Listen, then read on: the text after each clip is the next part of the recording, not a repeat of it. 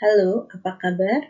Di pertemuan pertama kita sudah membahas tentang 3 unsur biaya di dalam kegiatan produksi ya. Ada biaya bahan baku, biaya tenaga kerja langsung, kemudian BOP.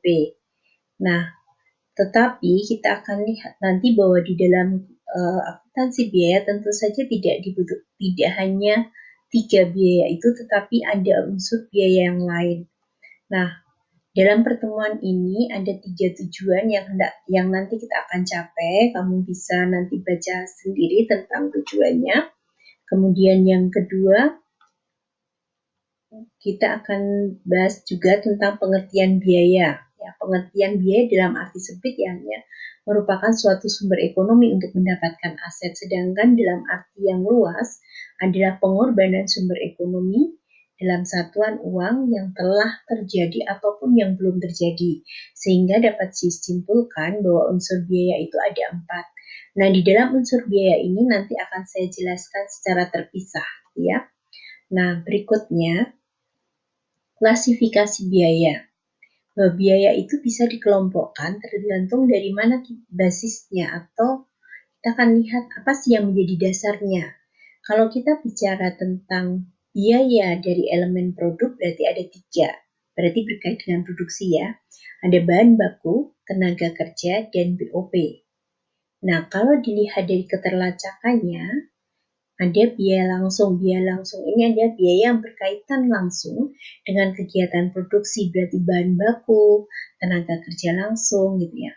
Biaya tidak langsung adalah biaya yang tidak berhubungan secara langsung dengan kegiatan produksi atau biaya overhead pabrik sebenarnya gitu ya. Kemudian berbasis hubungan dengan produksi. Jadi ada biaya primer, ada biaya konversi. Biaya primer itu ada biaya pokok. Jadi biaya yang harus ada dalam kegiatan produksi, berarti ada 2 ya. Ada biaya bahan baku, ada biaya tenaga kerja. Sedangkan yang termasuk biaya konversi adalah biaya tenaga kerja langsung dan BOP. Nah, ingat biaya primer di sini ada biaya bahan baku dan biaya tenaga kerja langsung. Kemudian berbasis hubungan dengan volume atau biaya variabel. Berbasis hubungan dengan volume ada biaya variabel. Biaya tetap variabel itu yang berubah-ubah tergantung dari jumlah barang yang dihasilkan. Semakin banyak barang yang dihasilkan, maka membutuhkan biaya yang semakin banyak. Sedangkan biaya tetap adalah biaya yang tidak akan berubah walaupun produksi itu mengalami perubahan, gitu ya. Contoh misalnya biaya sewa. Sewa itu mau tidak produksi 1 dengan 1000, biaya yang dikeluarkan akan sama. Okay. Kemudian berbasis area, ada biaya produksi, biaya pemasaran, dan biaya administrasi. Biaya pemasaran dan biaya administrasi sering juga disebut sebagai biaya komersial, gitu ya. Oke, kemudian kita akan lihat di sini nanti ada produksi mebel, produksi perusahaan konveksi. Nanti kamu bisa lihat apa saja sih yang dibutuhkan, biaya apa sih yang dikeluarkan, atau biaya apa yang terjadi dalam perusahaan ini.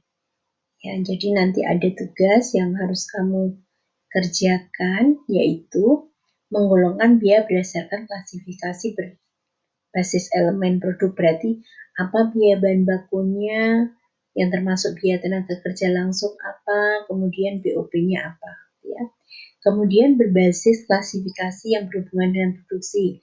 Berarti nanti kamu mengelompokkan mana sih yang masuk ke biaya variabel, mana yang masuk ke biaya tetap. Kemudian menggolongkan biaya berdasarkan klasifikasi berbasis area fungsional. Berarti apa yang masuk ke biaya produksi, apa yang masuk ke biaya pemasaran, dan apa yang tergolong dalam biaya administrasi.